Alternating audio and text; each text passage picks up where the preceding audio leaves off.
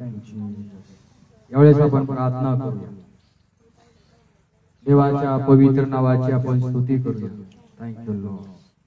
Hallelujah. Thank you Lord. स्वर्गीय पिता, मी सर्वजण तुला धन्यवाद करतो प्रभू येशूच्या पवित्र नावात. दुपारच्या वेळेत पुन्हा एकदा आभार आणि उपकार मानतो. आम्ही सर्वजण नम्र होतो तुझ्या चरणाजवळ आणि नम्र जणांना तू आशीर्वाद देतोस. आणि म्हणून आज पुन्हा आमचं हृदय आम्ही तयार करतो, कारण पवित्र आत्मा तो आमच्या मनाची अंतःकरणाची आज भेट घेत आहे. म्हणून आज आम्ही सर्व आमच्या अंतःकरणाची तयारी करतो. लॉर्ड, तू आमच्या संग बोल. प्रत्येक शब्दाना शब्द येशू ख्रिस्ताच्या नावामध्ये आम्ही कबूल करत आहोत. आणि आज या ठिकाणी अलौकिक मिरेकल चमत्कार घडू दे. हालेलुया. आणि तुझा गौरव करून येशू ख्रिस्ताच्या नावात ही प्रार्थना मी मागतो. बोला ख्रिस्त महाराज की. देवाच्या वचनाकडे आपण जाऊया आणि पहिले राजाचं पुस्तक अध्याय क्रमांक 21 आपण काढूया. पहिले राजाचं पुस्तक अध्याय क्रमांक 21. आणि आज आपण शिकणार आहोत की वाईट व्यवहार. सगळेजण म्हणा वाईट व्यवहार. व्यवहाराची व्याख्या मनुष्याला सांगावी लागते का? है ना? तर दुष्ट व्यवहार किंवा वाईट व्यवहार. आणि मग आज आपण पाहणार आहोत की अहाब हा जो राजा होता, इस्रायल लोकांवर देवानं त्याची नेमणूक केली होती. आणि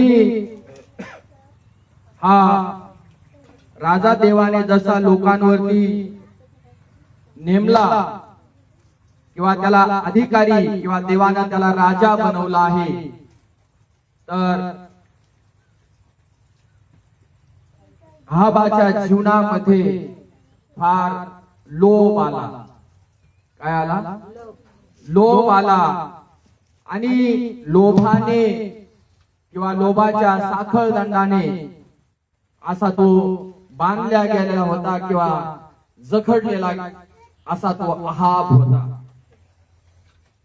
शेजाऱ्याला म्हणा लोभाच्या, म्हणा सगळ्यांना लोभाच्या नादी लागू नको. दुष्ट विचार करू नको. वाईट व्यवहार करू नकोस. तर आपण वाचूया आता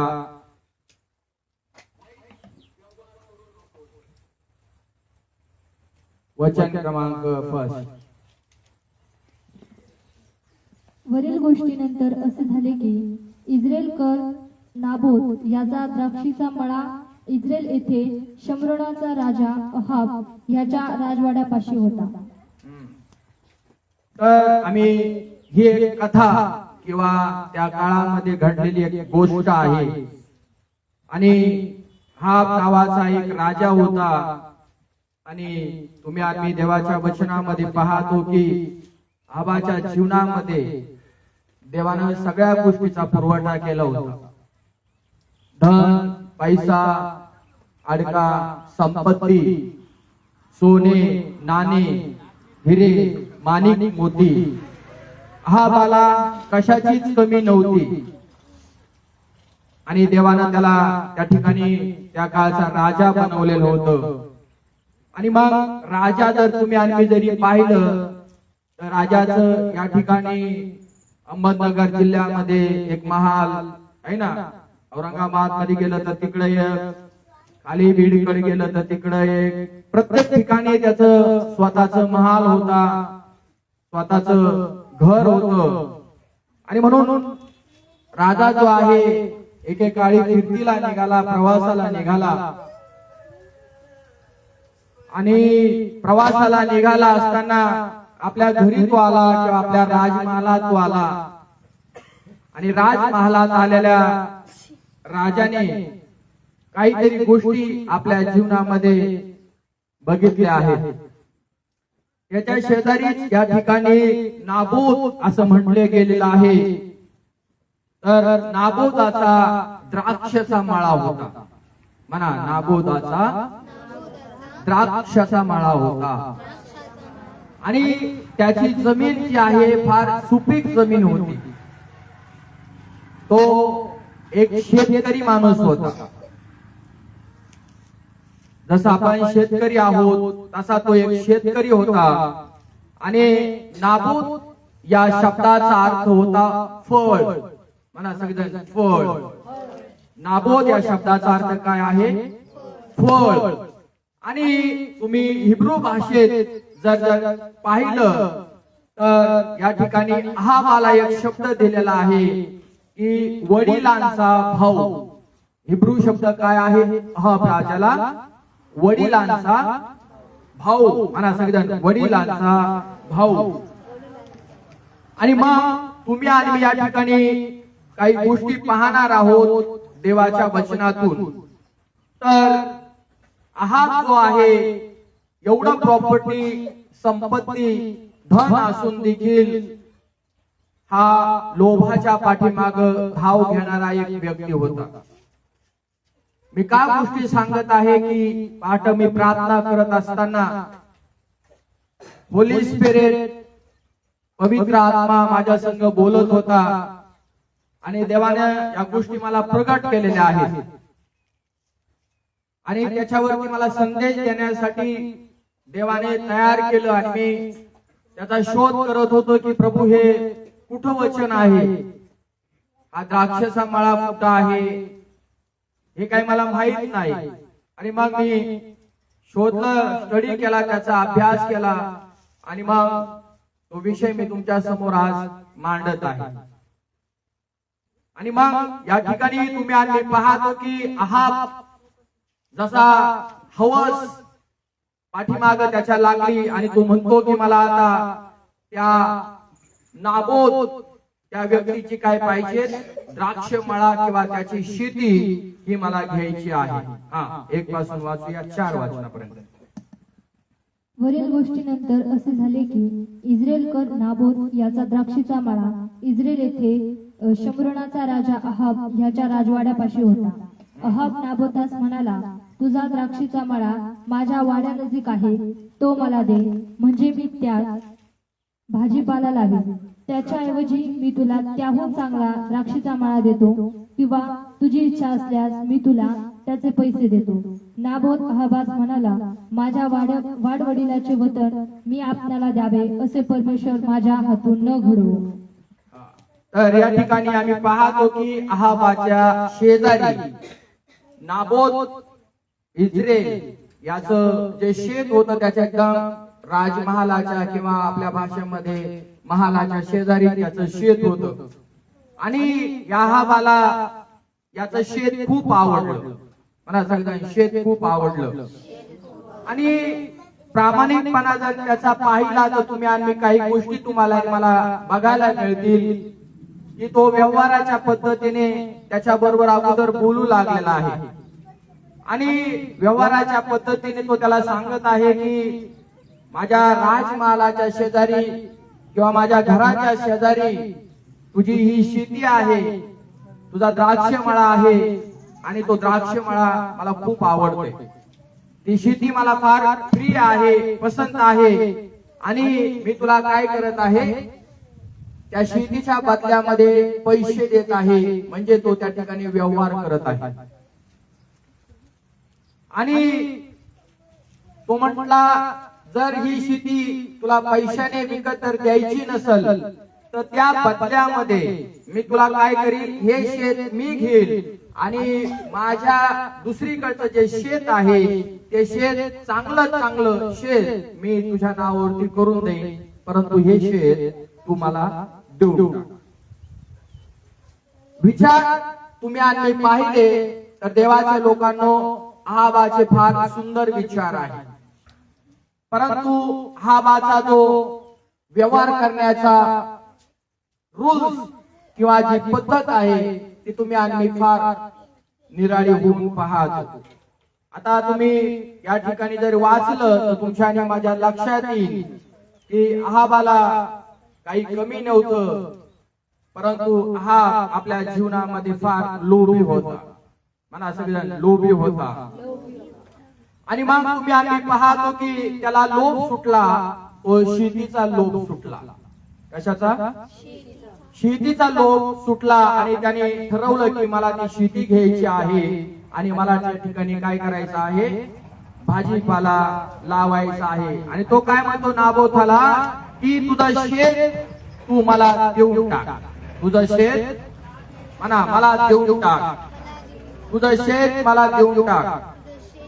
आणि मग तुम्ही आणि पाहतो की नाबोत आपलं शेत देण्यासाठी तयार झाला नाही.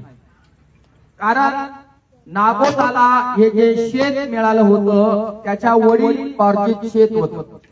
म्हणजे त्याच्या वडिलांचं, समजा वडिलांचं, त्याच्या वडिलांचं पिढ्यानपिढ्या आलेलं वडील पार्जित त्याचं शेत होतं. आणि मग त्याची इच्छा नव्हती की हे शेत त्यांनी विकावं. पण एवढा मोठा धनाढ्य माणूस, पैशावाला माणूस जर नाबोताच्या पाठीमाग लागला तर नाबोताने पैसा घ्यायला पाहिजे होता. पण नाबोत म्हटला की माझ्या वडिलांचं हे शेत आहे, माझ्या संप्रदायातून मला हे शेत प्राप्त झालेलं आहे. आणि तो म्हणतो माझी इच्छा नाही की मला हे शेत विकायचं आहे म्हणून. आणि मग असा शब्द या ठिकाणी बोलल्यानंतर तुम्ही आणि देवाच्या वचनामध्ये पाहतो या ठिकाणी नाबोत त्याला उत्तर देऊन बसला की मी तुला शेत देणार नाही. म्हणा मी तुला शेत देणार नाही. आणि मग या ठिकाणी काय झालेलं आहे, तो जसा नाही शब्द त्याने वापरला तर त्या ठिकाणी अतृप्तता या ठिकाणी आलेली आहे. अहाबाच्या जीवनात काय आली? अतृप्तता. म्हणजे त्याला कुठल्याही पद्धतीनं ते शेत घ्यायचंच होतं. मग वाटेल ते करण्यासाठी अहाब तयार होता. आणि मग बघा एक राजाचं मन किंवा एका श्रीमंताचं मनुष्याचं मन आज आपण पाहू शकतो. जगामध्ये राहत असताना आणि जीवन जगत असताना आम्हाला या घडामोडी सगळ्या जणांना ठाऊक आहे. श्रीमंत मनुष्य एखाद्या गरीब व्यक्तीचं शेत घेण्यासाठी काहीही करू शकतो. असे कितीतरी उदाहरण देवाच्या लोकांनो आज आम्हाला ऐकायला मिळत आहे. आणि मग त्या गरीब लोकांचा छळ जरी करण्यात आला तरी चालेल, त्याला धमक्या देण्याचा प्रयत्न केला तरी चालेल, काही लोक त्याला मारण्यासाठी पाठवले जातात है ना. परंतु त्याच्या पाठीमागचा इतिहास काय आहे की त्या व्यक्तीचं शेत आम्हाला ते पाहिजे. आणि हे फार गंभीर आहे. आणि गरीबाला कोणी साथ देणार नसतं. परंतु या ठिकाणी तुम्ही आम्ही पाहतो नाबोत हा परमेश्वरावरती विश्वास ठेवणारा होता. म्हणा नाबोत हा देवावरती विश्वास ठेवणारा होता. म्हणा सगळेजण हा देवावरती विश्वास ठेवणारा होता. आणि ज्या माणसाच्या जीवनामध्ये लोभ सुटलेला आहे तो दुष्टपणाने व्यवहार केल्याशिवाय राहणार नाही. समोरच्या व्यक्तीचं जे शेत आहे ते कशा प्रकारे खरेदी करायचं, मग त्याच्या घरातल्या लोकांचा बळी, दुसऱ्या भाषेत हत्या, तिसऱ्या भाषेत खून करण्याची वेळ जरी आली तरी तो व्यक्ती माग पुढं बघत नसतो. कारण त्याला कशाही प्रकारे ते शेत हासिल करायचं आहे. कारण त्याच्या मनामध्ये त्या शेताविषयी लोभ निर्माण झालेला आहे. देवाच्या लोकांनो, लोभ म्हणजे काय आहे? लोभ म्हणजे एक पाप आहे. म्हणा शेजाऱ्याला, लोभ म्हणजे एक पाप आहे. सगळेजण म्हणा, लोभ म्हणजे पाप आहे. आणि म्हणून ख्रिस्ती लोकांनी, देवाच्या लोकांनी लोभाच्या पाठीमागं पळायचं नसतं.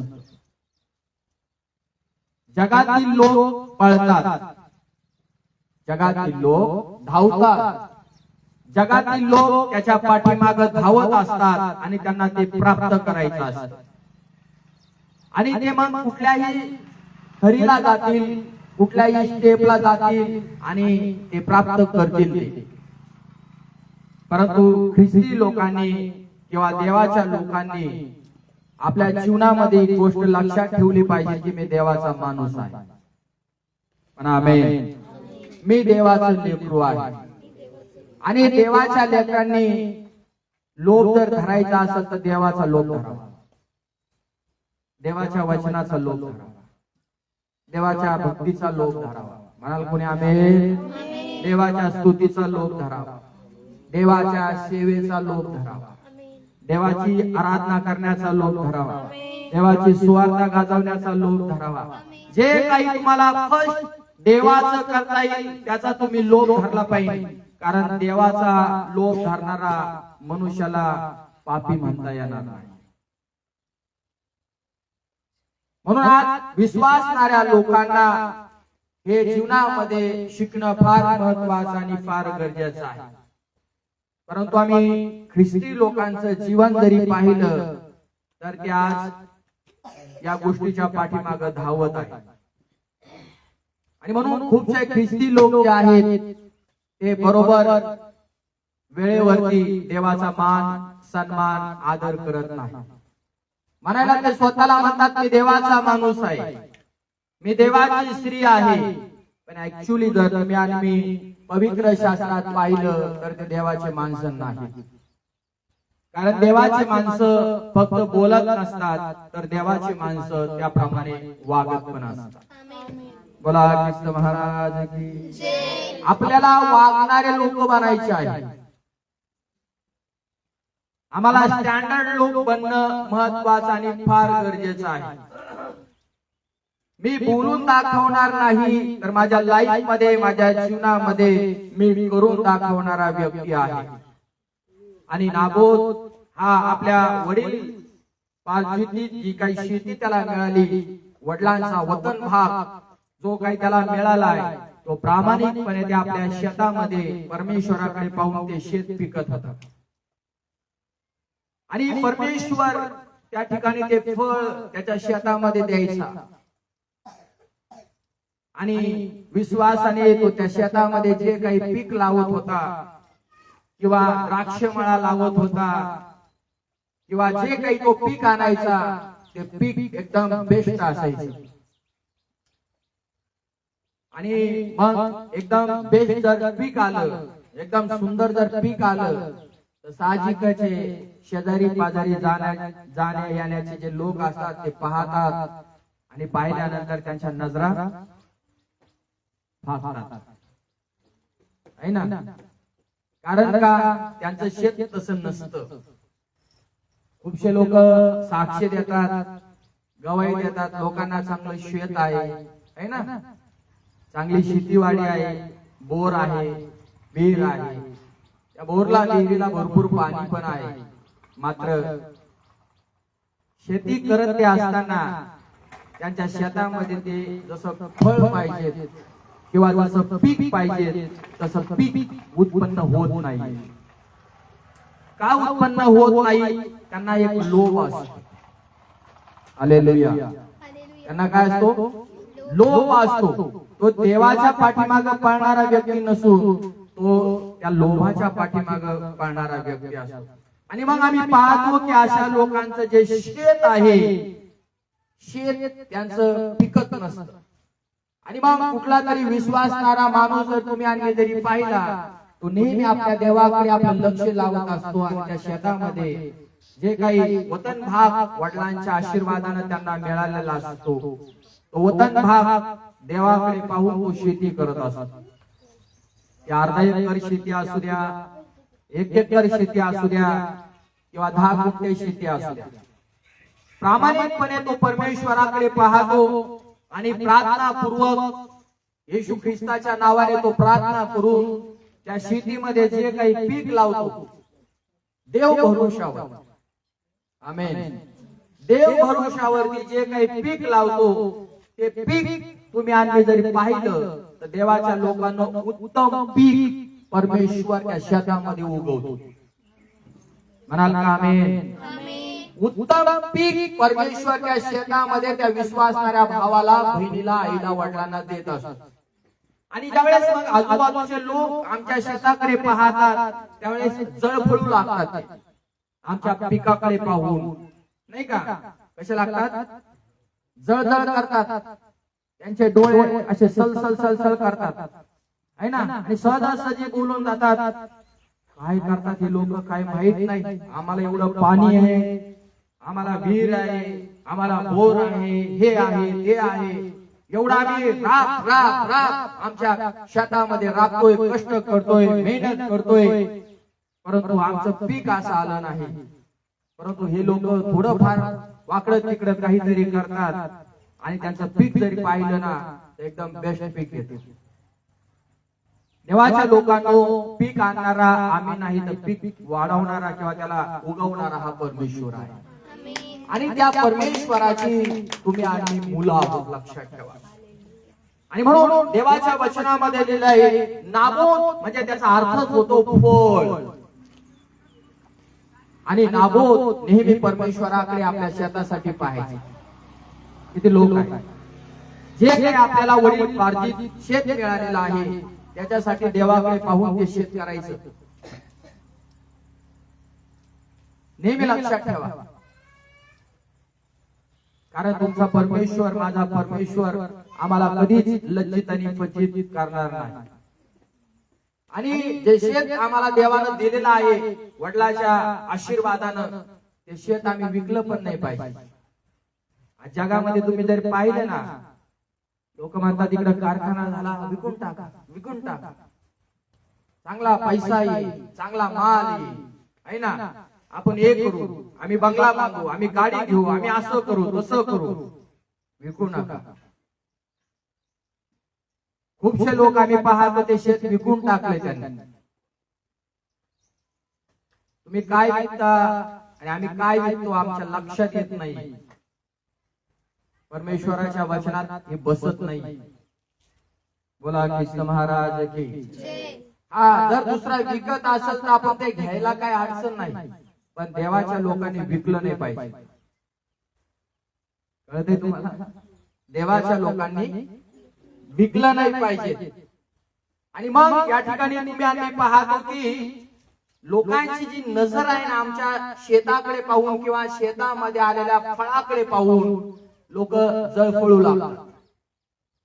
आणि या ठिकाणी अहाबाला जाळण्याचं जे कारण आहे ना ते क्षुल्लक कारण होतं. ज्याच्या त्याचे घरचे लोक श्रीमंत, बरं का, प्रॉपर्टीवाले, पैशावाले, धनावाले, मालवाले, तालवाले, गाड्यावाले, घोड्यावाले, त्यांच्या घरचे ते लोक. आमच्या समोर कोणी मोठा नाही, आमच्या समोर एकच मोठा आहे, तो म्हणजे देव, तो म्हणजे स्वतः प्रभू येशू ख्रिस्त. आमच्या समोर मनुष्य मोठा नाही, आमच्या समोर फक्त येशू ख्रिस्तच मोठा आहे आणि मोठा राहणार आहे. नेहमी लक्षात ठेवा. आणि म्हणून या ठिकाणी तुम्ही आम्ही पाहतो की ही शेत ज्यावेळेस नाबोथाला मागितलं त्याने इन्कार केला. मला माझ्या वडिलांचं दिलेलं शेत मी विकणार नाही. त्यांनी हा डिसिजन आपल्या जीवनामध्ये घेतलेला आहे. आणि मग 4 वचनामध्ये तुम्हाला आणि मला काही गोष्टी मिळाल्या की लोभी माणसांना परमेश्वर कसं शासन करतो. तुम्ही आणि पहा 4. मी आपल्या वडिलांचे वतन तुला देणार नाही. मी आपल्या वडिलांचे वतन नाबोत म्हणतो, मी अहाब राजा तुला देणार नाही. तू जरी किती श्रीमंत असाल आणि माझ्या पाठीमागे लागला, मला शेत दे, शेत दे, पैसा देतो, सोनं देतो, वाटलंच तर दुसरं शेत तुला, इकडचं 2 एकर तू मला दे, तुला तिकडे 4 एकर बागायती देतो. परंतु नाबोत त्याला म्हणतो मी शेत देणार नाही, कारण माझ्या वडिलांचं हे शेत आहे आणि मी ते तुला देऊ शकत नाही. तू किती जरी पैसा दिला तर मी तुला ते देणार नाही. हा, असे इस्राएल कर नाबोत म्हणाला. असे इस्राएल कर नाबोत मला. इस्राएल जर हा शब्द तुम्ही आणि मी जरी पाहिला तर परमेश्वर त्या पिकाला वाढवणारा हा शब्द वापरलेला आहे. परमेश्वर पोएगा, परमेश्वर उगवतो. हालेलुया. पहा, आणि मग तुम्ही आणि देवाच्या वचनामध्ये पाहतो की आहाब या ठिकाणी वचनामध्ये पाहतो आम्ही निराश झालेला आहे. का बरं? कल्पना करा, सगळं त्याच्याकडे आहे, पुष्कळ त्याच्याकडे आहे, परंतु एवढ्या शेतासाठी, समजा उदाहरणार्थ 2 एकर शेत आहे, पण तेवढ्या शेतासाठी हा उदास झाला, राजा निराश झाला, खिन्न झाला आणि त्यांनी अन्न खाण्याचं सोडून दिलं. बघा, म्हणजे कल्पना करा, नाबोताचं शेत देवानं किती आशीर्वादित केलेलं आहे. साधारण गोष्ट नाही. एक राजाचं मन त्या शेतामध्ये ज्यावेळेस गुंतत आणि राजा आपलं अन्न त्यागतो, अन्न खायचं सोडून देतो, निराश होतो, खिन्न होतो आणि दुःखी होतो, उदास होतो, तर तुम्ही कल्पना करा त्या शेतामध्ये काय उगवत असेल. पण राजाला ही गोष्ट कळाली नाही की नाबोता बरोबर कोण उभा आहे. आमेन. त्याच्या बरोबर कोण उभा आहे हे जर आहात राजाला जर कळालं असतं ना तर विचार वेगळे झाले असते कुठेतरी. तर आपले विचार आज काय जोडत आहात तुम्ही आणि आपल्या जीवनामध्ये यातून काय तुम्ही आणि घेत आहोत, तुम्ही आणि काय शिकत आहोत, यातून तुम्हाला आणि मला फार महत्वाचा देवाच्या वचनातून धडा मिळत आहे. पवित्र आत्मा तुम्हाला या वचनातून मार्गदर्शन करो. बोला ख्रिस्त महाराज की जय. 20 अध्याय वाचा त्याच्यामध्ये आणि वचन क्रमांक 43 वाचा. मग इस्रायलचा राजा उदास व खिन्न होऊन शमरोनात आपल्या घरी गेला. परत वाचा हळूच थोडं. हो, 20 अध्याय 43 वचन. मग इस्रायलचा राजा उदास व खिन्न होऊन शमरोनास आपल्या घरी गेला. मग इस्रायलाचा राजा, देवानं त्याला काय बनवलं आहे? राजा बनवलं. आणि या वचनामध्ये तुम्ही आणि मी पाहतो त्याने देवाचा अपमान केला. ज्या देवानं त्याला राजाचं पद दिलं त्या देवाचा त्याने अनादर केला. त्या राजाने त्या देवाचा, परमेश्वराचा या ठिकाणी इन्सर्ट आणि अपमान केला.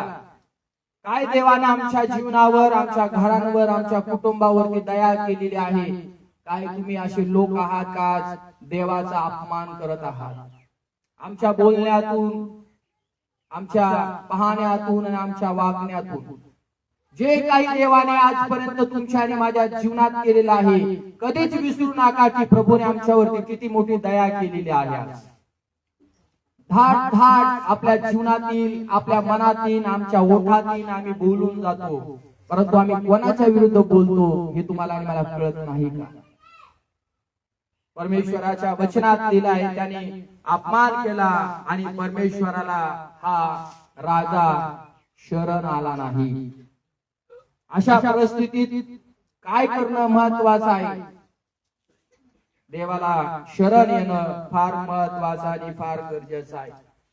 हा राजा असून देखील देवाच्या विरुद्ध वागू लागला आणि तो परमेश्वराला शरण या ठिकाणी आलेला नाही. आणि पुढे तुम्ही आम्ही वाचलं, उलट आपल्या मार्गाने किंवा आपल्या इच्छेने, आपल्या रस्त्याने तो निघून चाललेला आहे. आपला निर्णय काय आहे? तुम्ही देवाकडे येण्याच्या ऐवजी तुम्ही काय करता हे तपासा. कारण त्याला इंटरेस्ट राहिला नाही देवाच्या उपस्थितीत येण्याचा. त्याला आनंद झाला नाही की मी देवाच्या सहवासात यावं, देवाच्या अंगणात यावं, देवाच्या उपस्थितीत यावं, त्याला आनंद वाटला नाही. तो म्हणतो कुठल्याही परिस्थितीत मी राजा आहे, राजाचा अपमान करतो.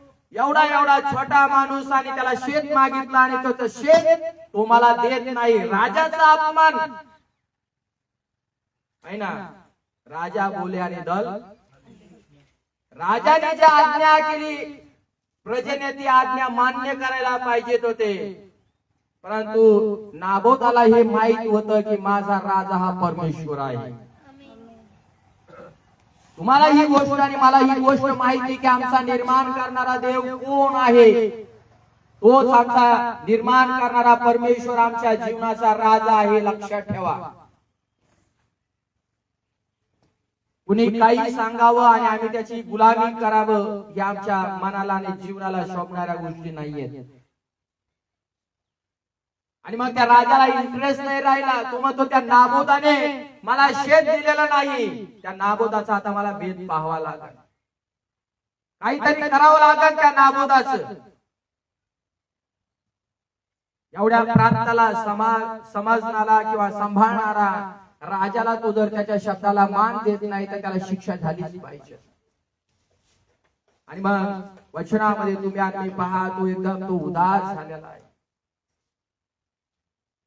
देवाच्या लोकांनो, आम्हाला ज्यावेळेस आमच्या शक्तीप्रमाणे, आमच्या इच्छेप्रमाणे, आमच्या योजनेप्रमाणे आम्ही मागतो आणि त्या गोष्टी जर आम्हाला भेटत नाही, मिळत नाही, तर तुम्ही आम्ही काय करतो हे बघा.